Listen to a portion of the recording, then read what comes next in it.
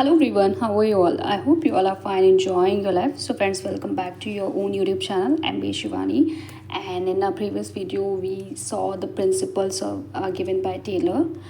We saw the four principles by Taylor, and in today's session, we're gonna see the approaches, schools of management thought, classical approach, neoclassical, and modern. But first, we'll start with the classical part. So without wasting further, let's get started. First will see the introduction part कि classical school जो approach है वो basically है कहाँ, इसका introduction क्या है, इन तीनों अप्रोचेस का ये कहाँ से आई है. So management thought has evolve over time with the growth of industries and business organizations. Different management thinkers have proposed various approaches to solve organizational problems and improve efficiency. ये thought कब आया? जब over the time जब organisations, industries, business grow हो रहे थे, तो जो डिफरेंट मैनेजमेंट थिंकर्स थे, जो साइंटिस्ट थे, उन्होंने अपनी वेरियस अप्रोचेस दी ताकि ऑर्गेनाइजेशन की जो प्रॉब्लम्स हैं उनको रिड्यूस कर सके और एफिशिएंसी को इम्प्रूव कर सके. These approaches explain how management practices have changed from focusing only on work and productivity to considering human behavior and the changing business environment. ये जो approaches हैं, इन्होंने धीरे धीरे प्रैक्टिस में लाया कि ऑर्गेनाइजेशन का जो फोकस है वो वर्क से शिफ्ट होकर के, प्रोडक्टिविटी से शिफ्ट होकर के थोड़ा सा कंसिडर ह्यूमन बिहेवियर को भी करे. इन अप्रोचेस में ये भी बताया गया कि कैसे मैनेजमेंट ने अपना फोकस खाली वर्क से हटा करके, प्रोडक्टिविटी से हटा करके ह्यूमन बिहेवियर और चेंजिंग बिजनेस एनवायरनमेंट पे भी फोकस किया. So now the major schools of management thoughts are three. I have already told you, classical, new classical and modern. Today we will gonna see the introduction of classical approach only. So let's see classical schools of management. It came in 1880 and 1930. So let's see the meaning of this. The classical school of management is the earliest systematic approach to management. ये क्या है? Earliest systematic approach है management की. It developed during the industrial revolution. कब developed हुई थी, कब आई थी? Industrial revolution के time when organizations faced problems. जब organization कैसी problems face कर रहे थे, such as increasing production, labor management and efficiency. Production से रिलेटेड प्रॉब्लम थी, लेबर से रिलेटेड प्रॉब्लम थी, एफिशिएंसी से रिलेटेड प्रॉब्लम थी. मतलब कुछ भी ऑर्गेनाइजेशन में सही नहीं हो रहा था, तब ये अप्रोच आई classical school of management. The main objective of this इस अप्रोच का मेन ऑब्जेक्टिव क्या था? Was to improve organizational productivity.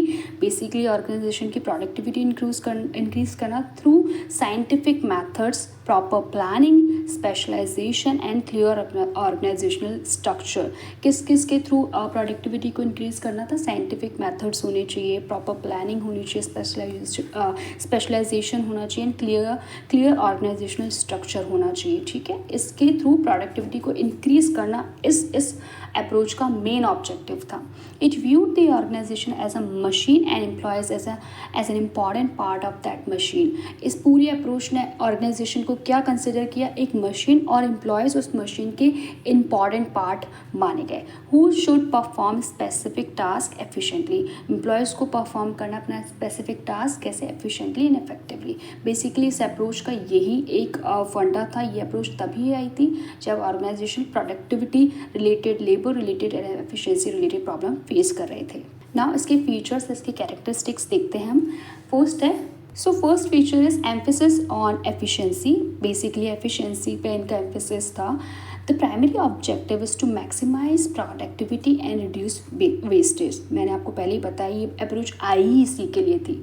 Next is division of work, क्योंकि लेबर से रिलेटेड भी प्रॉब्लम फेस कर रहे थे ऑर्गेनाइजेशन. सो उन्होंने बोला कि डिविजन ऑफ वर्क कर दो, डिवाइड कर दो वर्क इनटू स्मॉलर टास्क, और उसको दे दो जिसकी स्पीड और जो उस काम में अच्छा हो. So work is divided into smaller specialized task to increase speed and efficiency. Divide कर दो वर्क को, ऐसे लोगों को दो जो उस कार्य को, मतलब उस काम को करने के लिए एबल हो, केपेबल हो, एबिलिटी, स्किल्स रखते हों.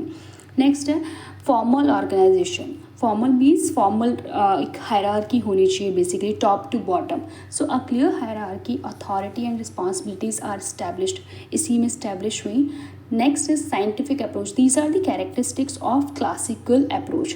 Management decisions are based on observation, analysis and scientific principles rather than guesswork.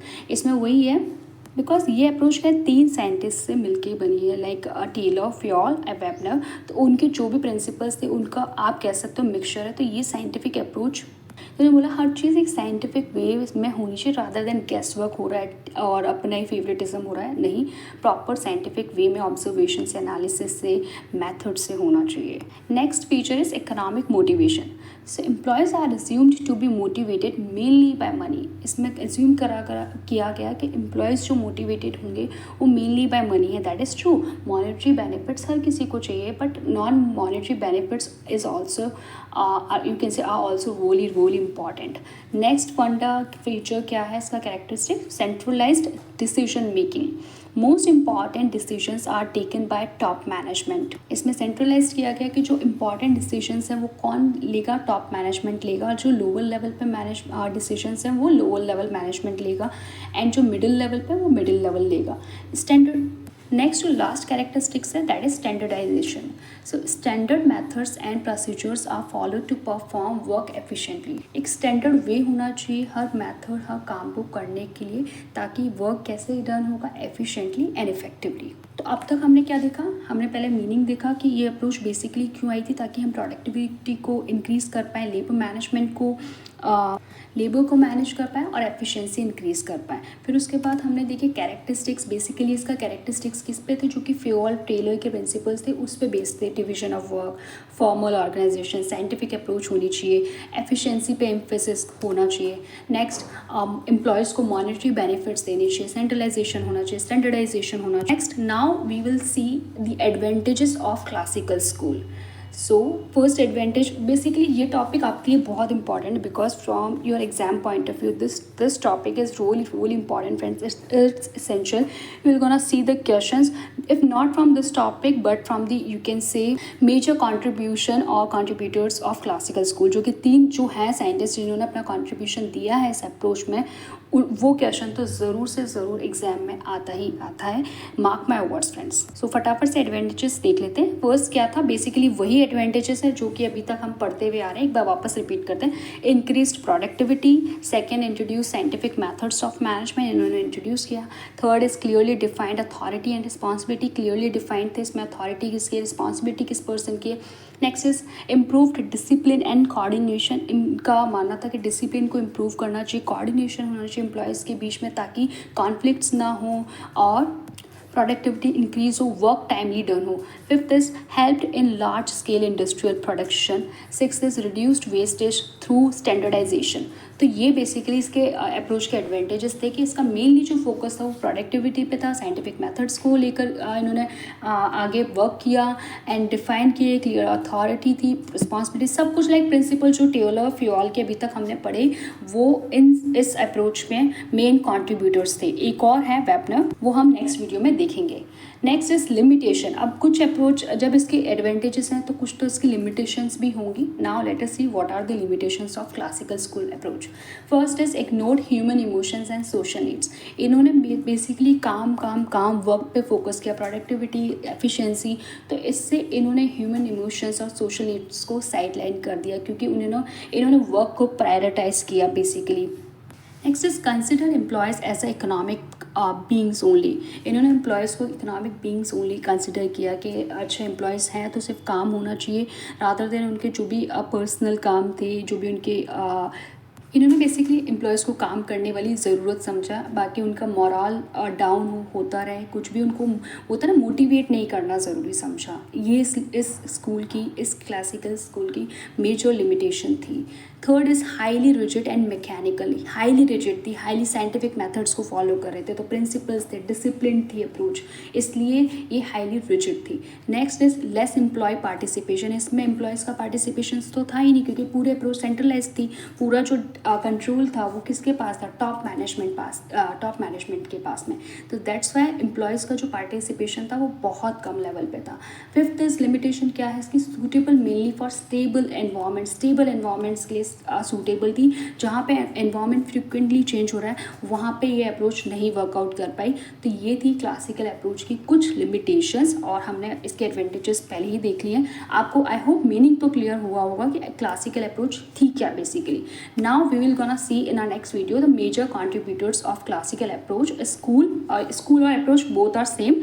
तो कौन कौन थे? 3 साइंटिस्ट थे बेसिकली। साइंटिफिक मैनेजमेंट फाउंडर कौन थे इसके? फ्रेडरिक विंसलो ट्रेलर, और जो कि इसके साइंटिफिक एसएम के फादर भी हैं। एएम के फादर एडमिनिस्ट्रेटिव मैनेजमेंट के फादर फेयोल हैं, एंड ब्यूरोक्रेटिक मैनेजमेंट जो कि मैक्स वेब में। इन तीनों ने मिलकर अपनी ही कुछ थ्योरीज दी हैं, फंडामेंट्स दिए हैं, जो कि हम नेक्स्ट वीडियो में देखेंगे क्लासिकल स्कूल के अप्रोच में इन्होंने क्या कॉन्ट्रीब्यूशन दिया। So I hope friends you have enjoyed this video. If you have found out this video quite helpful and beneficial, then please hit the like button, share this video as much as you can, and I'll see you with another one just like this one. Till then friends, take care, bye bye, radhe radhe दोस्तों, radhe radhe।